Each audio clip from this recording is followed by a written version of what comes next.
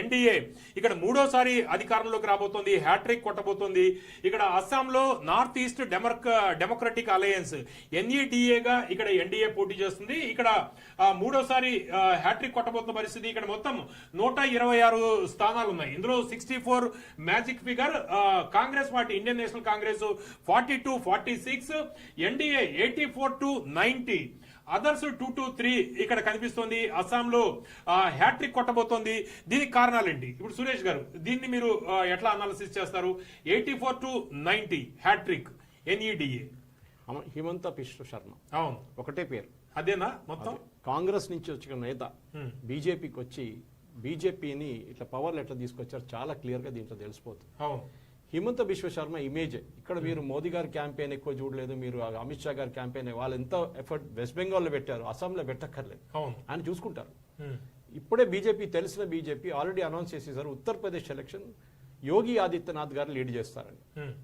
చాలా క్లియర్. నితిన్ నబీన్ గారు మొన్న అనౌన్స్ చేశారు. హిమంత బిశ్వ శర్మ ఇమేజ్ అట్లా ఉందన్నమాట.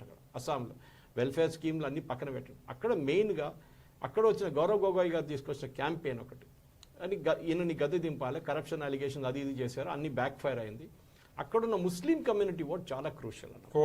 ఓకే, అక్కడ ఏఐయుడిఎఫ్ బద్రుద్దీన్ అజ్మల్ గారి పార్టీ మీకు తెలిసి ఒకటి ఉంది. వాళ్ళు చాలా మటుకు నార్త్ అస్సాంలో ఉన్న, అంటే బంగ్లాదేశ్ నుంచి వచ్చిన వాళ్ళు ఉన్నారు నార్త్ అస్సాంలో. ఆ ఓట్లన్నీ ఆయన వాళ్ళకి వెళ్తాయి. 22 నుంచి 23 కాన్స్టిట్యున్సీ ఉన్నాయి అక్కడ.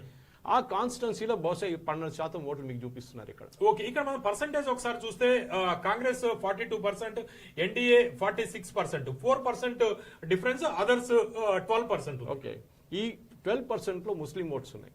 ఓకే, ఈ ముస్లిం ఓట్స్ ముందు కాంగ్రెస్ దగ్గర ఉంటుండే. ఎప్పుడు తరుణ్ గొగోయ్ గారు ముఖ్యమంత్రి ఉన్నప్పుడు, కాంగ్రెస్ ఉన్నప్పుడు. ఇప్పుడు ఈ అదర్స్ అంటే ఎవరు వీళ్ళు? ఏఐయుడిఎఫ్, బద్రుద్దీన్ అజ్మల్ వాళ్ళ పార్టీ. ఓకే, అది మైనారిటీ పార్టీ. అది అక్కడ ఈసారి ఈవెన్ వీళ్ళు కూడా ఎంఐఎం కూడా వెళ్ళారు, కానీ వాళ్ళు ఎంత ఓట్లు కట్ చేస్తారో మనకు తెలియదు.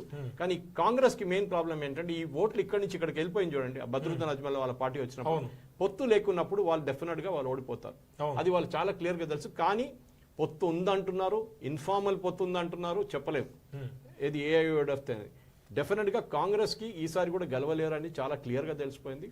హిమంత బిశ్వ శర్మ అబ్సల్యూట్ కంట్రోల్ ఉంది నార్త్ ఈస్ట్ మీద. అస్సాం ఒకటే కాదు, ఎంటైర్ నార్త్ ఈస్ట్ బీజేపీ ఆయనకు అప్పగించేశారు. మీరు చూసుకోండి అని చెప్పి. అది మణిపూర్ లో ప్రాబ్లం అయినప్పుడు మణిపూర్కి పంపించారు ఆయన్ని.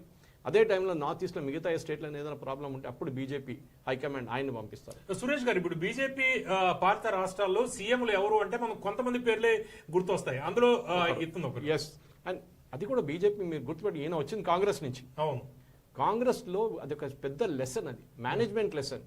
మీరు మీ టాలెంట్ ని మీరు రిటైన్ చేయలేకపోతే ఇది ప్రాబ్లం. మీ టాలెంట్ మీ దగ్గర ఉన్న ఒక ముఖ్యమంత్రి ప్రాస్పెక్టివ్ క్యాండిడేట్ తరుణ్ గొగోయ్తో పెద్ద ప్రాబ్లం ఉన్నప్పుడు రాహుల్ గాంధీని కలవడానికి వచ్చినప్పుడు ఆయన కుక్క బిస్కెట్ తినిపించారు ఆయన్ని. దాని తర్వాత ఆయన పార్టీ ఇడిచి వెళ్ళిపోయారు. మనం చూసాం ఎంపీలు. కరెక్ట్. ఇది సో ఇది నేర్చుకోవాల్సిన చాలా పెద్ద లెసన్ ఉంది. టాలెంట్ ని రిటైన్ చేయడం కాంగ్రెస్ నేర్చుకోవాలి. మీరు జితిన్ ప్రసాద్ చూడండి, ఓకే, మీరు ఆ కెప్టెన్ అమరీందర్ సింగ్ చూడండి, వీళ్ళు ఎంతోమందిని కోల్పోయారు పార్టీ నుంచి. ఈయన మన గులాం నబీ ఆజాద్. సో వీళ్ళ దగ్గర ఉన్న టాలెంట్ ఏంటంటే వీళ్ళకి భజన పాడే మంది దొరికితే చాలు వీళ్ళు గెలుచుకుంటారని అనుకుంటారు. కాదు, Assam is a classic case for that.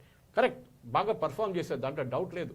కానీ ఇది సరిపోదు కదా, ఇది ఇక్కడే మిగిలిపోతుంది. నెక్స్ట్ ఎలక్షన్ కూడా ఇదే నెంబర్ ఉంటుంది. సో మీకు ఫస్ట్ పాస్ ద పోస్ట్ సిస్టంలో మన దగ్గర ఉన్న ఎలక్షన్లో పర్సంటేజ్లో గెలవరు కదా, ఓట్లతో గెలుస్తారు.